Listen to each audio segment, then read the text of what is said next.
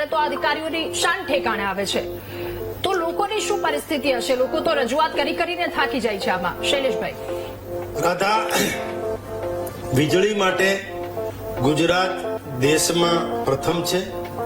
એ છાસવારે સમાચાર પણ આપણે વાંચ્યા છે.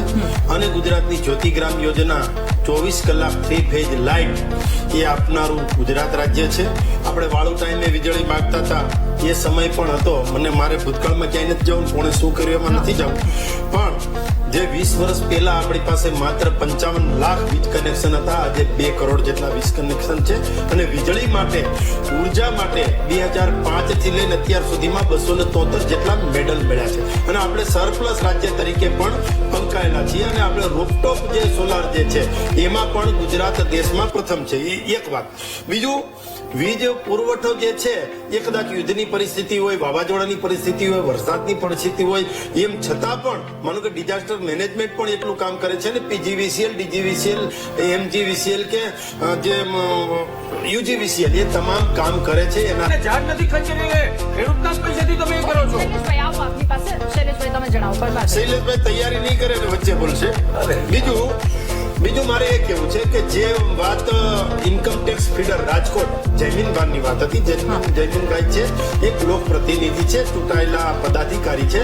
કોઈ પણ હોય, જયમીનભાઈ હોય, કોંગ્રેસના હોય કે અન્ય પાર્ટીના હોય, ચૂંટાયેલા પદાધિકારી રજૂઆત કરે એનો અધિકાર છે, બંધારણીય અધિકાર છે, કરવી પણ જોઈએ. અને મને આનંદ એ વાતનો છે કે રજૂઆત કરનાર ભારતીય જનતા પાર્ટીના આગેવાન છે. લોકો માટે, લોકોથી અને લોકો વડે જયારે આપણે ચૂંટાતા હોય ત્યારે લોકોના કામ કરવા માટે જવું પડે. અને વાત એ હતી કે ફોનનું રિસીવર નીચે મૂકી દે છે કે પેલું બીજું ત્રીજું, તો ફોનનું રિસીવર નીચે મૂકે એના માટે પણ આપણે સીસીટીવી કેમેરા ત્યાં ઉપલબ્ધ પણ છે. અને જે ફરિયાદી છે એમણે ફરિયાદ કરી છે, તો ફરિયાદ કરી છે પછી પાછા પગલા પણ લઈએ છીએ. કોઈ પણ વ્યક્તિ ફરિયાદ કરે એની ઉપર પગલા લઈએ છીએ. પરંતુ મારે એ કેવું છે કે જે માનો કે વરસાદ આવ્યો, વાવાઝોડું આવ્યું, એના કારણે પીજીવીસીએલ, ડીજીવીસીએલ, એમજીવીસીએલ, યુજીવીસીએલ આ ચારેય જે વિભાગ છે, જે ઉત્તર પૂર્વ પશ્ચિમ જે ચારેય વિભાગ છે, એમાં ટોટલ 15,315 પોલ જે વીજ પોલ છે એ ઇફેક્ટેડ થયા હતા. એ ઇફેક્ટેડ થયા પછી પણ પાછા 14,855 ટોટલ રિપેર પણ કરી નાખ્યા છે. અને સરકારે એમાં 2690 લાખ એટલે 2,690 લાખનો ખર્ચ પણ કર્યો છે. શૈલેષભાઈ, મારો સવાલ આનો એક છે. આપણે આંકડા કરતા તમે હાલત શું છે એ જો. આંકડા તો ગમે તેટલા કોઈ આપણે હાલત કોઈ ક્લાર્ક હોય કે કોઈ ઓફિસર હોય કે એમજીવીસીએલ કે પીજીવીસીએલ ના એન્જિનિયર હોય, એમાં કોઈએ કઈ કામ કરવામાં કે પ્રજાને જવાબ દેવામાં ક્યાંય ગફલત કરી છે અથવા તો કઈ પણ કામ કરવામાં મોડું કર્યું છે, તો એની ઉપર પણ પગલા લઈશું, ખાતાકીય પણ પગલા લઈશું.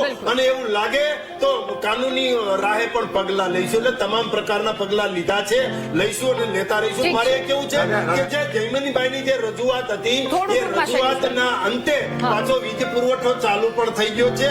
અને એ રજૂઆત એટલા માટે હતી કે ત્યાં જે અંડરગ્રાઉન્ડ 8 કિલોમીટર જેટલો અંડરગ્રાઉન્ડ વાયર જાય છે, કેબલ જાય છે, એમાં ભારે વાહનો ચાલતા હોય, ભેજવાળું વાતાવરણ હોય, વરસાદ આવતો હોય, તો અંડરગ્રાઉન્ડ જ્યાં પ્રોબ્લેમ થયો હતો એના કારણે તકલીફ થઈ છે. એમ છતાં પણ આખો જે વિષય છે, રાજકોટનો વિષય છે કે દાહોદનો વિષય છે કે વડોદરાનો વિષય છે, તમામ વિષયની અંદર જે સરકાર છે એ ગંભીરતાથી વિચારી રહી છે. અને જે રજૂઆત થઈ છે એના ઉપર પણ ગંભીરતાથી કાર્યવાહી કરવા માટે શૈલેષજી, ચેરમેન ત્યાં પહોંચ્યા તો એનું કામ સરાહનીય છે, કામગીરી એમનું વખાણના લાયક છે. તો હવે શું કહેશો? આપની અંતિમ પ્રતિક્રિયા શૈલેષભાઈ.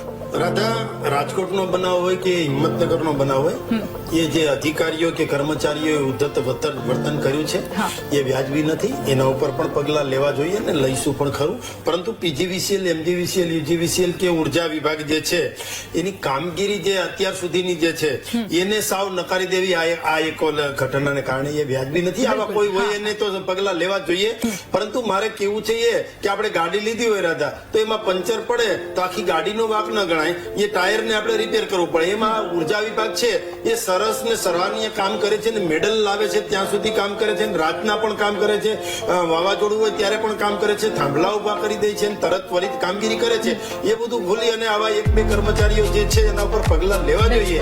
એવા કર્મચારીઓ જયારે કંઈક કરતા હોય ત્યાં એ વ્યાજબી નથી. પણ આપણને ગરમી થાય છે, આપણને તકલીફ થઈ જાય છે, 1 કલાક લાઈટ જાય તો તકલીફ થઈ જાય, કારણ કે સરકારે આપણને ટેવ પાડી છે 24 કલાક વીજળીની. એટલે એમાં ક્યાંક થોડી ઘણી પણ વીજળી જાય તો આપણને તકલીફ થાય છે, કારણ કે આપણે પેલા એવી ટેવ નહોતી. પેલા તો વાળું ટાઈમે વીજળી આવે તો પણ વાંધો નતો. એ હતું. એટલે કહેવાનો મતલબ એ છે કે જ્યારે આ શૈલેષભાઈ વચમાં નથી. શૈલેષભાઈ કહેવાનો મતલબ એ જ છે, પણ શૈલેષભાઈ કહેવાનો મતલબ એ છે કે જનતાના પૈસાથી નથી. આ મને ના પડી, પણ વચ્ચે વચ્ચે હું ડફાક્યા મારો. આપણે ડફક્યા તમે એવું બોલો છો કે પહેલાનો પણ સમય શૈલેષભાઈ રાધાબેન, એમાં જે પ્રકારની આ ઘટના બની છે રાજકોટની, એનું પાછું ત્વરિત બધું ચાલુ પણ થઈ ગયું છે. હિંમતનગરની વાત કરી તો એમાં પણ જ્યાં પગલા લેવાના આવીશું ત્યાં લઈશું.